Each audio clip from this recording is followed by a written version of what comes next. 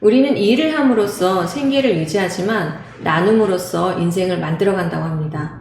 더 많은 것을 나눌 때 그때 하겠다고 한다면 그땐 아무것도 할 수 없을 수 있습니다. 정미라의 포커스 시작합니다. 네, 정미라의 포커스 9번째 손님으로 서산 시민의 더 행복한 내일을 열어가고 있는 서산시 복지재단 네, 임태성 이사장님 나오셨습니다. 네, 안녕하세요. 안녕하세요. 예, 이사장님. 네. 반갑습니다. 네. 제가 이사장님이라는 용어가 참 익숙지 않아요. 네. 왜냐하면 우리 이제 이사장님을 제가 위원장. 지역사회 보장 협의체 네. 위원장님으로 그렇죠. 처음에 만나다 보니까 네. 한 2년 반, 3년 가까이를 이제 위원장님 하다가 오늘 처음 제가 이사장님이라고 하죠. 위원장님보다 이사장님이 더 듣기가 좋으네요. 아, 그래요? 그럼 제가 이제 호칭을 바꾸겠습니다. 이사장님으로. 예, 알겠습니다. 근데 좀 익숙진 않아요. 이제 우리 이제 이사장님을 제가 이 개인적인 제 의견이 상당히 제가 좋아하잖아요.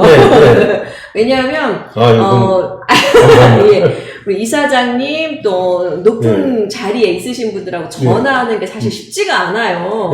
그런데 우리 이사장님한테는 제가 참 편하게 전화할 수 있는 분 중에 몇 분 중에 한 분이세요. 아, 영광입니다. 아니, 되게 바쁜 와중에도 이렇게 전화를 이렇게 하면은 되게 밝게, 그리고 항상 기분 좋게 전화를 받아주세요. 상당히 긍정적으로 사람을 대해주시는데, 어떤 마인드로 사람을 대하세요, 주로?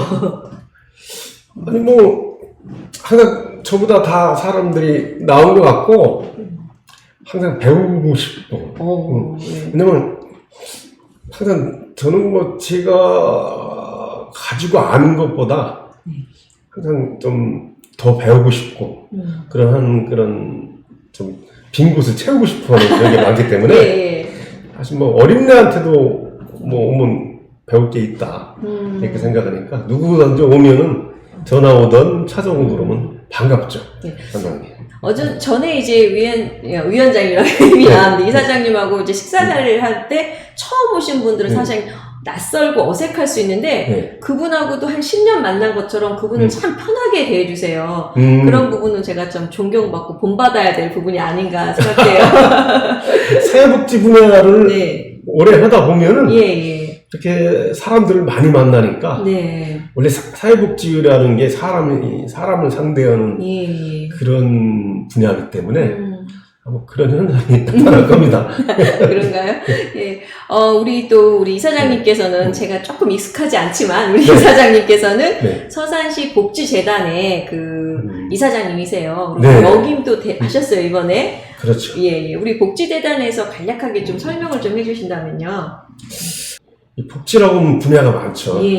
노인, 장애인, 청소년, 아동, 다문화, 전 분야에 걸친 그 분야를 다루는 분야인데, 특히 이제 서산 지역사회에 이런 전반에 걸친 복지 분야에 있어서 민간자원, 그리고 공공자원, 이걸 동원해가지고, 서산 지역사회 복지 수준을 한 단계 높이기 위한 그런 목적을 갖고 있는 그런 서산시에서 출자해서 설립한 그런 기관이라고 할 수 있죠.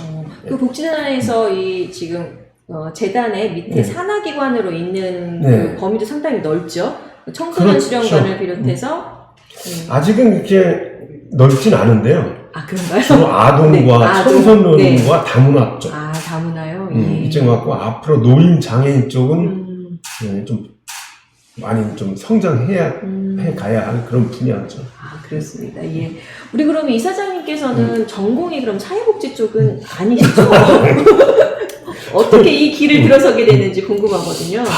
저는 사실은 유전공학 계통은 생화학을 전공했어요. 그러다가 이제 그쪽 계통도 일도 하다가 사실 저희 큰 딸이 이제 지적장애가 이제 되고 나서 좀 인생의 길을 좀 바꿨죠. 그래서 이제 사회복지학을 다시 공부하고 이 길로 이제 인생의 방향을 이 길로 이제 틀게 된 거죠. 언제부터 그러면? 언제부터냐면은 그게 30대 중반? 예. 30대 후반 정도 되겠네. 네네. 그때부터 이제 하시게 됐군요. 그래서 그런가 위원장님은 특히 장애인 그 복지 쪽에 더 관심이 많고 또 그쪽 일을 또 하시고 계세요. 네. 우리 그 장애인 쪽 사회복지 서비스는 현재 지금 서산은 어느 정도의 위치에 있다고 생각하시나요? 장애인 쪽 서비스의 그 수준 얘기하는 거예요. 예. 수준 측정하기가 조금 힘들고요. 예. 네, 다른 그 시군 네네. 비교를 좀 해야 되는데 아마 그 하드웨어 쪽, 그러니까 무슨 그 건물이라든가 그런 뭐 서비스 센터라든가 요건 조금 타 시군보다 떨어지는 것 같은데 아마 소프트웨어 쪽 프로그램이라든가 기타의 그 시민들, 그 사회복지 전문가들의 열정, 아이디어 이런 거는 다른 시군보다는 높은 것 같아요. 그래서 거기에 좀 아쉬운 점은 그겁니다. 좀 하드웨어 쪽이 약하다. 더 많은 발전이 있어야 되겠죠. 그렇죠. 거기에 좀 투자 좀 많이 해줬으면 좋겠습니다. 그렇습니다. 이 방송을 보고 계시는 분들이 좀 많이 알아주셨으면 감사하겠죠. 주로 정치하시는 서산 시정을 이끌어가시는 그렇죠. 이런 분들께서 많이 참고를 해주셨으면 감사하겠습니다. 부탁드립니다. 우리 사회복지 종사자, 그러니까 사회복지 종사자에 상당히 많은 범위를 포함을 하고 있지만 직업이 사회복지 종사자 쪽에 일을 해요라고 한다면 일반적으로 생각하기에 봉사 또는 뭐 인내, 뭐 참을성, 뭐 박봉 이런 단어가 참 많이 떠올라요. 근데 이제 클라이언트를 더 잘 대하기 위해서는 사실 사회복지 봉사자분들의 권위도 많이 올라가야 된다고 생각을 하는데 이 부분에 대해서는 어떻게 생각을 하십니까? 사실 그 전에는 사회복지 종사자들은 희생, 봉사 그런 그 가치 하에서 뭐 고생쯤이야 당연히 해야 되는 거고 뭐 이렇게 치부되어 왔어요. 그런데 또 그 사회복지 대상자를 돌보는 사람들이 행복해야지. 그 사람들이 불행하고 힘들면은 어차피 사회복지가 사람을 다루는 분야인데 좋은 서비스가 갈 리가 없죠. 그렇기 때문에 예전부터 일방적으로 뭐 희생과 봉사만 강요하지 말고 거기에 맞게끔 정말 안정되고 좀 풍족하진 않더라도 기본적인 생활을 할 수 있는 그런 기본적인 생활이라는 게 이제 문화적이고 건강한 삶이죠. 그 정도의 수준을 보장해 줘야 그분들이 보살피는 클라이언트라고 하나요? 사회복지 수혜 대상자들이 한테 좋은 서비스가 갈 수 있죠.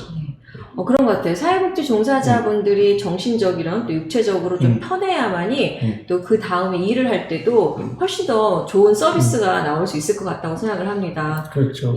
우리나라에서는 그 한동안, 지금도 물론 그렇지만 가장 유망 직종 이렇게 하면은 사회복지사, 노인 요양보호사였어요.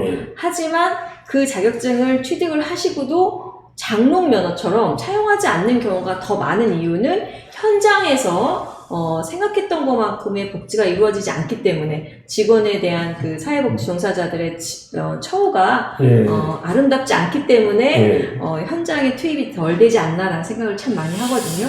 그렇게 여러 이유가 있죠. 실제 오늘 많이 그 자격증이 남발되는 경우가 있고 두 번째는 그게 아니더라도 현장에 들어와 보니까 그거 좀 어려운 얘기지만은 영어로 굳이 얘기하면 뭐 탈진한다고 하죠. 번아웃이라고. 그 왔다가 아주 그 사명감을 가지고 왔다가 역시 그 모든 처우가 어려우니까 그 한계가 느껴서 이제 탈진하는 경우가 있는데 그런 경우는 이제 다시 이 길을 안 가게 되죠. 마음이 마음을 다친 것 같아요. 그렇죠. 그래서 제일 중요한 거는 그 사회복지 대상자를 돌보는 사람들이 행복해야 그 사람 클라이언트도 행복하다. 그거 하나만 모든 사람들이 사회복지 관계자들이 가지고 있으면은 다시 사회복지가 진짜 효과적이고 효율적인 그런 사회복지 실천이 이루어질 수 있다고 봐요. 위원장님께서는 클라이언트의 사회복지 종사의 서비스를 받는 클라이언트의 마음과 그런 것도 상당히 중요하지만 그 클라이언트의 가족들도 상당히 좀 많이 인식이 좀 바뀌어야 된다고 생각을 하는데 위원장님께서는 이런 부분에 대해서 혹시 교육을 하시거나 따로 별도의 어떤 추가적인 시간을 좀 투여하는지 클라이언트의 가족들 예, 그런 말이 있죠. 인간은 다 의존적 존재다. 태어났을 때부터 엄마 아빠한테 의존하죠. 뭐 청소년 기간 동안 뭐 다 그렇고 결혼해서도 부부가 의존하죠. 나이 들으면 또 젊은 사람한테 노인 되면 의존하죠. 평생 의존의 존재이기 때문에 돌봄을 받아야 돼요. 동시에 돌봄을 받아야 되는 돌봄의 평생 존재라고. 근데 예전에는 그 돌봄 자체를 집안에서 해결했는데, 요즘은 이제 현대에 이르러서는 그 돌봄이 좀 사회가 복잡해지고, 다 나가서 다른 일을 하기 때문에, 돌봄을, 그보고 돌봄의 사회화라고 하죠. 국가나 이 사회에서 돌봄을 대신해주는 역할. 그 역할을 해주거든요. 그렇기 때문에, 가족분들께서는 자기들을 하던 일을 갖다가 돌봄 근로자라고 하나요? 그 해주니까 거기에 대한 충분한 이해가 있어야 되고 또 가족들이 그 돌봄하는 근로자들을 좀 많이 배려를 해줘야 되지 않나. 맞습니다. 그런 것 같아요. 서비스라는 것은 하려는 사람의 마음 자세도 중요하지만 받는 사람의 마음 자세도 상당히 중요한 것 같아요. 이 서비스를 받는 클라이언트의 기분에 따라서 서비스를 베푸는 사회복지 종사자분들이 마음에 많이 다치는 경우가 참 많고 아까 이사장님 말씀하신 것처럼 번아웃이 일어난다면 그거를 하기엔 너무 힘들어서 직장을 그만두고 그쪽 분야를 절대 쳐다보지 않는 분들이 늘고 있는 그런 악순환이 되고 있지 않나라는 생각이 듭니다.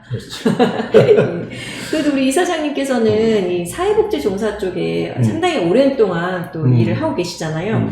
혹시 개인적으로 이런 부분은 정말 내가 이 일을 택한 것이 참 잘했다, 뿌듯했다, 뭐 이런 거 있으신가요 혹시? 그 주변의 인정이죠.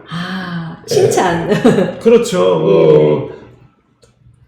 그 클라이언트가 좀 나아진 모습을 본다든가 거기에 따라서 그 관계되는 부모님들이라든가 그 주변 가족들이 이제 고마워한다든가 또 주변에서 알아주는 거죠. 물론 그걸 바로 시작한 건 아니지만은 없는 것보다 낫죠. 그럴 때는 좀 내가 이 길을 좀 잘 선택했구나 그런 생각도 들어요. 우리 이 시청을 하고 계신 시청자분들 우리 이사장님도 이렇게 칭찬을 해주시면 기분이 좋으신데 현장에서 근무하시는 사회복지 종사자분들한테 참 잘하고 있어 이런 격려 한마디를 하면 더 어떨까요? 그렇죠. 이제 물질적인 거는 이제 제 생각엔 정부에서 해야 될 일이고 그래도 정신적인 격려 그거는 일반 우리 시민들이 사회복지 종사자들한테 줘야 될 커다란 봉급이라 그렇죠. 샐러리가 아닌가 이렇게 정말 좋은 말씀인 것 같아요. 물질적인 거는 정부에서 주는 거고 그렇죠. 보이지 않는 이 가장 큰 가치이지 않나라는 생각이 들어요. 그렇죠. 그게 또 더욱더 힘을 나게 할 수 있는 원동력이 될 수 있죠. 우리 이사장님은 다른 분들한테 칭찬도 되게 많이 하세요. 저한테도 참 많이 해주시고. 아니 실제 잘하니까 칭찬. 감사합니다. 잘하지 않는 사람 저도 칭찬 안 해요. 그런가요? 제가 그럼 잘하고 어머죠. 제가 잘하고 있는 거죠? 그러네요. 저도 사실은 얼마 전에 사회복지사 자격증을 취득을 했어요. 노인 요양보호 자격증도 취득을 했습니다. 근데 사실 그 업무만의 특별한 매력을 사실 잘 못 느끼겠어요, 아직은. 그 업무, 사회복지 종사자의 업무만이 갖고 있는 매력이 있다면요? 매력이라보다 금지죠. 앞으로 AI가 모든 직업을 이제 대체한다고 하잖아요. 의사도 그렇고 네, 변호사도 네, 그렇고. 네. 근데 이제 사회복지직만큼은 클라이언트하고 전부 서비스 과정에서의 감정이입이거든. 아, 감정, 그렇죠. 예. 네, AI가 가지고 그렇죠. 있지 않아요? 아직은 AI가 인간의 감정까지는, 네. 또 감정이입까지는 힘들어요. 네. 그래서 아마 가장 오래 남을 직업이 아닌가. 아, 그래서 그런 소박한 제가 그런 긍지는 가지고 있어요. 좀 매력 있다. 평생 직장이 될 수 있고 미래 직장. 미래의 직장이 될 수 있고. 아, 그렇습니다. 지금 보시면 아니 또 사실은 그래요. 예, 그렇기도 한 것 같아요. 사회복지 자격증은 사회복지사, 노인 요양사 보호사가 모두 자격증이 저희 이제 말로는 누구나 다 가지고 있어야 된다. 이런 필수 자격증에 사실 속하는 것도 있어요. 그 정도로 지금 많은 분들이 지금 취득을 하고 있는데 위원장님 말씀대로 미래의 직장, 어떤 보험 같은 직장이 되지 않을까라는 생각이 듭니다. 그렇죠. 앞으로는 더 희소 가치가 있지 않을까. 그렇게 해서 저는 이제 여담이지만은 너무 사회복지사 자격증이 남발되는 것도 좋지 않다고 봐요. 아, 그렇죠. 예. 그만큼 기준을 더 까다롭게 해서 진짜 전문가로서 이렇게 해서 그래야 미래에 모든 게 다 AI로 대처되는 그런 시대에 유일하게 인간의 감정이입이 남아있는 직종으로서 더욱더 아주 중요한 직장이기 때문에, 직업이기 때문에 사회복지사 자격증은 앞으로 좀 신중기에서 더 문턱을 높여서 그렇게는 뽑아야 될 거라고 주장을 하고 있어요. 다행입니다. 저는 미리 취직을 해서. 그렇죠. 예, 다행입니다. 예. 그리고 이제 우리 이 프로그램을 보시는 분들 중에서는 사회복지 종사자의 지금 이 업무를 보시는 분들이 또 많이 있을 거예요. 그분들한테 어떤 격려의 말씀을 좀 해주신다면요. 경대님, 여러분 복지국가 있죠? 네. 복지국가는 스웨덴이 있는데 복지 역사가 130년이에요. 네. 그래서 지금까지 거기도 오기까지가 수많은 우여곡절과 사회복지사들의 투쟁, 뭐 정부와의 수많은 협작, 갈등, 봉합, 치열한 역사가 이루어져 왔거든요. 그래서 지금의 현재의 스웨덴이 이렇게 복지가 국가가 이렇게 된 경우, 스웨덴에서 이런 사회복지사 또 사회복지 전문직들이 대우를 받고 있는. 그래서 하루아침에 이루어진 게 아니거든요. 근데 우리는 우리 민족의 아주 특성상 대단한 특징이 있죠. 네, 빠르게. 네. 그것도 복지 시작한 지 40년 만에 거의 하드웨어 쪽은 스웨덴 쪽으로 따라왔어요. 아직은 좀 이렇게 부족하지만은 그렇기 때문에 요 정도 속도로 간다면은 스웨덴을 능가하는 사회복지 하드웨어 쪽이라든가 소프트웨어 쪽이라든가 특히 사회복지 종사자들에 대한 처우가 훨씬 더 빠르게 발전되지 않을까 이렇게 생각합니다. 그리고 또 한 가지는 여러분들이 우리 사회복지 종사자들이 하시는 일들이 사실 아까도 제가 언급을 했지만 돌봄의 사회화거든요. 가정에서 해야 될 일을 이제는 사회화시켜서 우리 종사자들이 하게 되는 거거든요. 그게 없으면 다른 일, 이 사회 구성원들이 다른 일을 못해요. 그렇죠. 다른 직장을 가질 수가 없죠. 집에 와서 아이 돌봐야죠. 지금도 힘든데 앞으로 갈수록 더 심해질 겁니다. 어머니, 아버지 돌봐야죠. 수많은 이거를 갖다가 대신해주기 때문에 실제는 우리나라 다른 산업 분야가 발전하게 할 수 있는 그런 기반을 조성해주는 그런 중요한 일이죠. 그렇기 때문에 우리 사회복지, 여러분들이라고 해도 되죠? 우리 사회복지 종사자분들께서 하시는 일들이 단순히 그냥 노인 돌보고 애들 돌보고 이렇게 생각하지 마시고 하는 일들이 이 사회에 얼마나 같은 초석이고 중요한 일인가 요거를 좀 긍지로서 가지고 있었으면 좋겠어요. 정말 좋은 말씀입니다. 사회를 움직이는 원동력에 그렇죠. 밑에 힘을 받쳐주는 지지 기반이네요. 특히 복잡화된 현대 사회에서는 네. 그게 안 되면 다른 일을 할 수가 없죠. 그렇습니다. 여러분 힘이 생기고 용기가 생기시나요? 이런 마인드는 이런 생각은 이제 정책 입안자도 또 가졌으면 좋겠어요. 아 그렇습니다. 네. 그래갖고 그게 사회복지 종사자가 이렇게 중요하구나. 그래서 이제 처우도 더 개선해주고 이렇게 했습니다. 알겠습니다. 감사합니다. 예. 그때 우리 이사장님이 향후 그 사회복지 쪽에 관련하여 뭐 이루고 싶은 목표라든가 아니면 계획이 있으시면 말씀해 주시겠습니까? 이루고 싶은 목표는 뭐 커다란 건 없고요. 네. 지금 뭐 조그마한 것은 사회복지의 클라이언트죠. 그 수급을 받는 사람들, 어떤 서비스를 받는 사람들에 대한 데이터베이스를 한번 좀 만들어 봤으면 좋겠어요.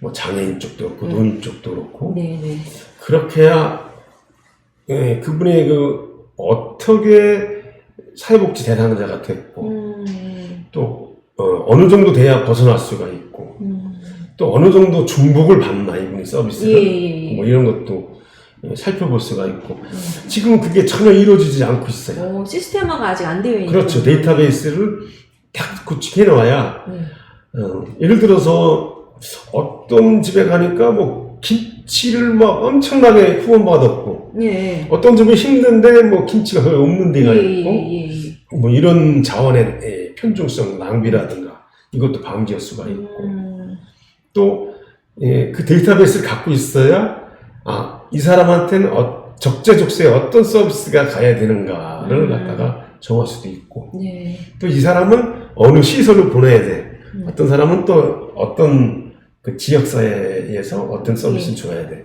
뭐 이런 거 판단할 수가 있고. 다만 이제 그게 걸리는 게 뭐냐면은, 뭐 정보 공개.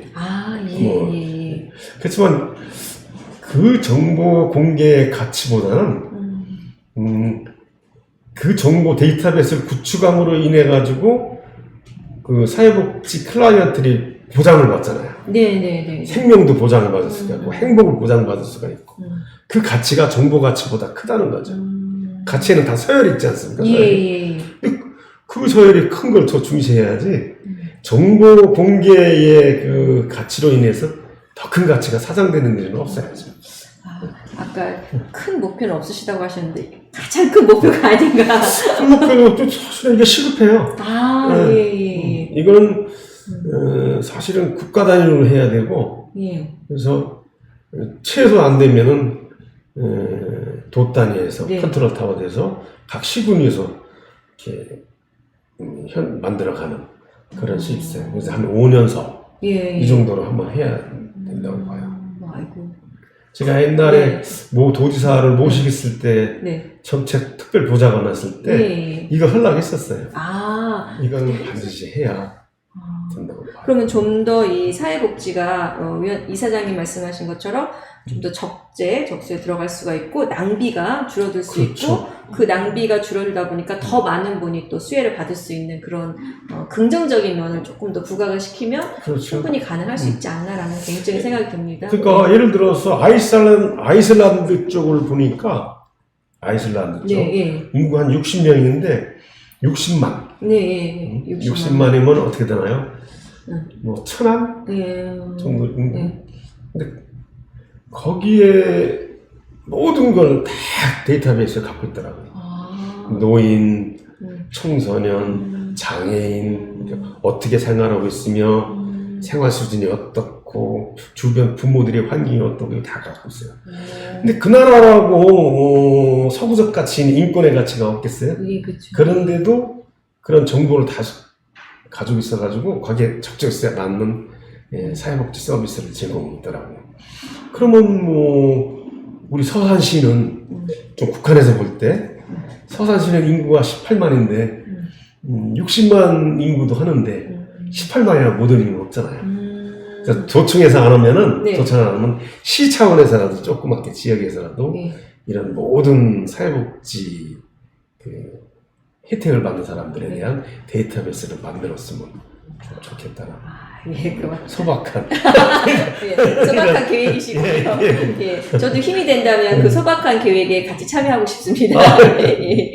자, 오늘 이렇게 어렵게, 사실 참 바쁘세요. 바쁜 시간에 어렵게 이렇게 나와주셔서 너무 감사드리고, 또 우리 이사장님의 소박한 계획이 실행되기를 바라겠습니다. 감사합니다. 예, 오늘 나와주셔서 고맙습니다. 감사합니다. 네.